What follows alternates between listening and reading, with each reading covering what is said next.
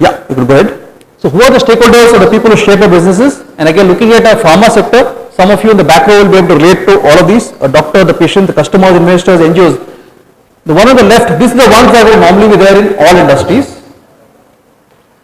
Here are the ones who normally relate to our business that we are in, the pharma business we are, specifically patients, suppliers, doctors, communities, and of course healthcare providers.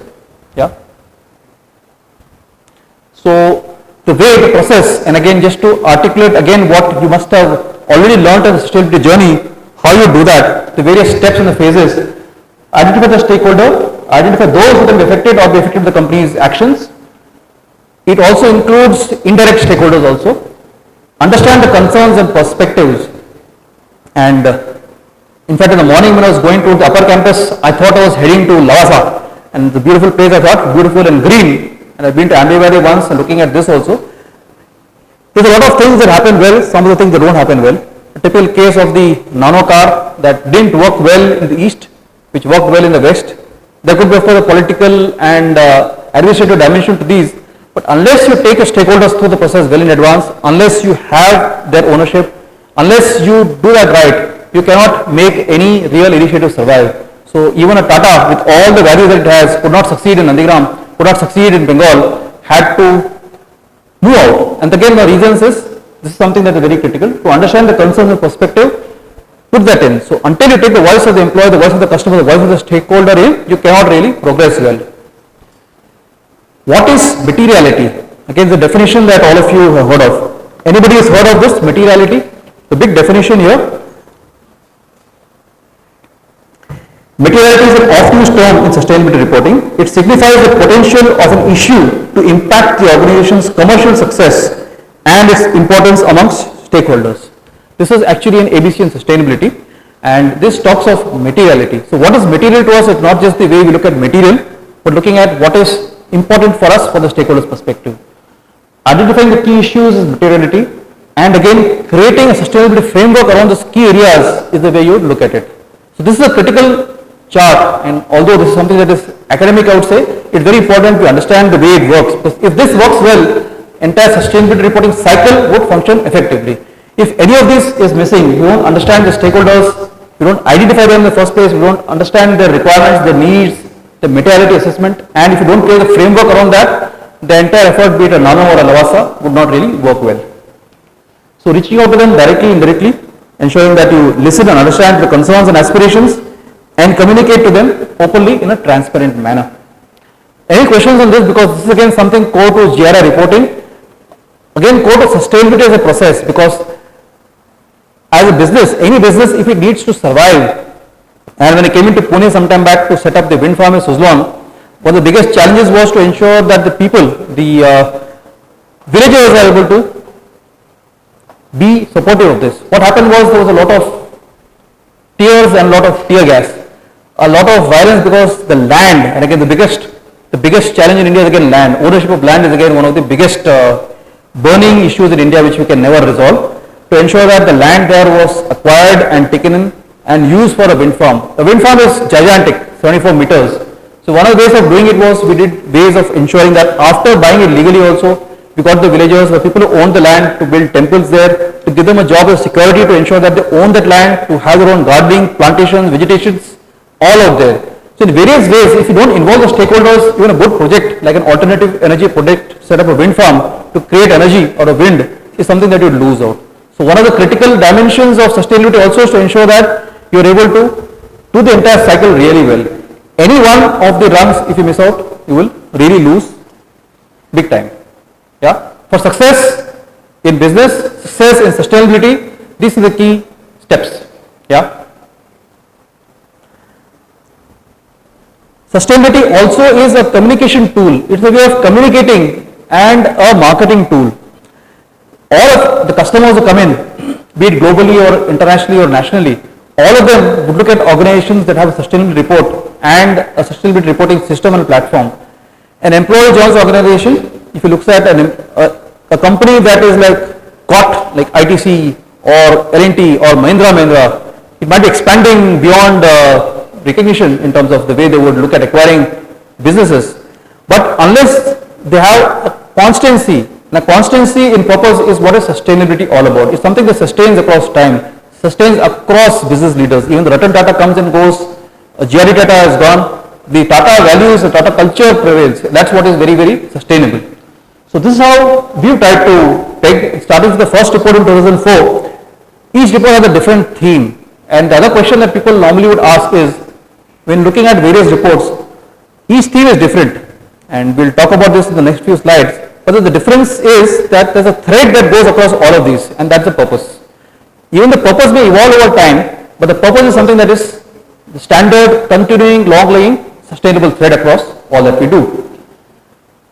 This is where we tried to use various forms of communication, and we of course went online last year to create it on the web and host it so that we had only a summary report presented. A summary report is something that's thin, like this, not a multi-page report that the stakeholder and the shareholder said consumes a lot of paper. So this is the way we try to look at how that would go. We also have ensured that we have to cascade it to the employees, and that's the way things work out. Yeah? Friends, a lot of good videos coming up. The best part of the presentation is coming now. So all of you don't have a flight to catch. I think the Pune metro is not yet functional. Please stick to your seats. And there's still more jobs in Dr. Reddy's. Like I said, this is the triple bottom line is children.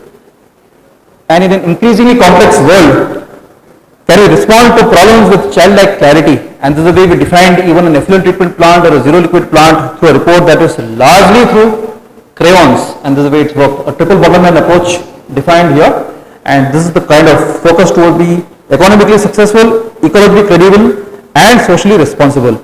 The first report, as organizations journey through sustainability, the first report, the first effort is normally you're trying to figure out how to,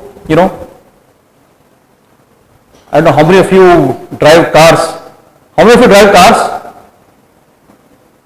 Great. I think InSearch has got the right candidates out here. So when you first ride, how many of you drive cycles? Great.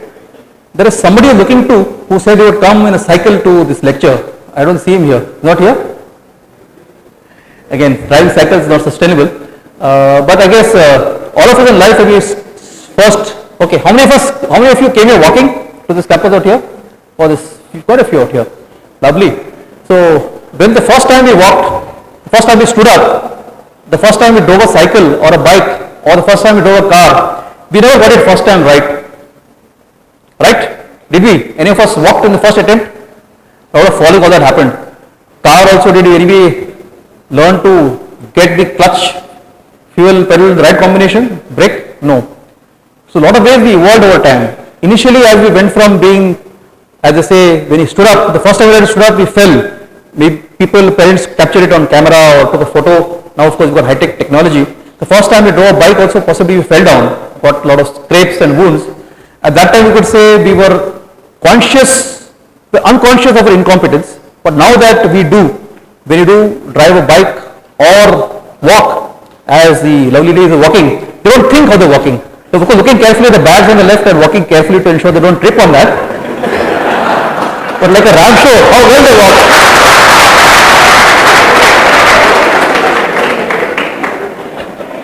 If they realize the value of the claps they should come back and sit, right? But I guess that's the way the organization begins the journey, but try to take a fledgling step.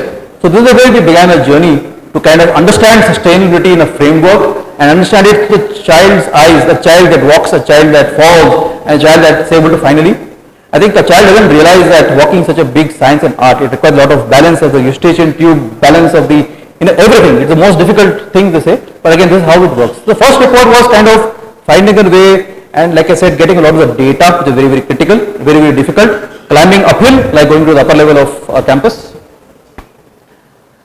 Here again is something that we try to, once we got a journey, we try to put our stamp, our footprint, our fingerprints. This is the way we try to evolve. Our second report was about finding and how we evolved from Shishya to a Guru, from progressing towards unconscious incompetence to kind of competence, knowing what we didn't know. So while we were able to address the GRI parameters, looking at the core and other indicators, we were still trying to find what is the connect. What are the parameters of sustainability? What are the parameters that could help us ensure that we are able to progress and improve? Because you can keep on measuring data, but until you understand your trends, you will not be able to really progress and improve. So this is how the focus shifted, and this is how the triple bottom line became a commitment to the stakeholders. This is where we said that we will continue the effort on sustainability, and this is how the second year went. Ultimately, they say, when you do something without thinking, that's when it comes naturally to you. The way you walk down a ramp or the way you do anything in life, initially you start thinking, you're thinking of how to balance, thinking how to walk, but you do it without thinking, and that's how we try to embed it in the thinking, to internalize it, to integrate it into our minds, to capture the hearts and minds of the people and the souls also, to apply sustainable thinking, and this is the way that we did it, and we also won a lot of awards, which I'll not talk about in the paucity of time, but this is the way the third report came about. Yeah. How we could basically integrate with that in the next stage, as you step onto the gears, unless you've got automatic transmission car, how you can live the values of sustainability, and this is how it's focused. So the way we try to do it, and suppose if you can click on that and see if you can play this video, this will be excellent, good sound. You can dim the lights a little bit, see this. Okay. Now go back and do an okay. Do okay. Sound?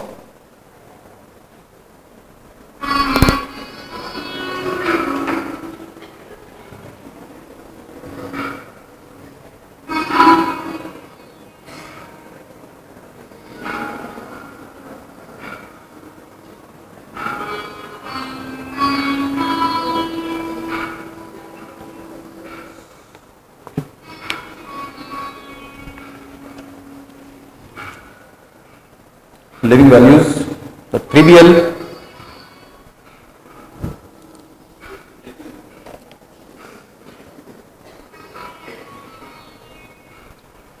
Bill Gates, one of the foundations we also aligned to.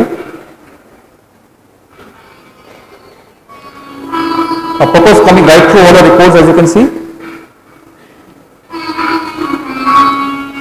to ensure every person who needs it has access to the medicine. Everything that we do is reinforced with the business we are in.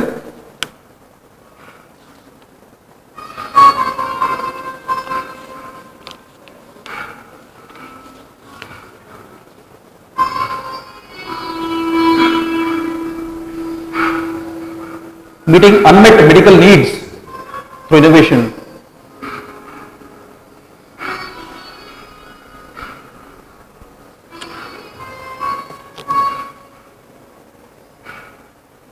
It's all about satisfying the needs rather than the income, not about profits, but where you land them.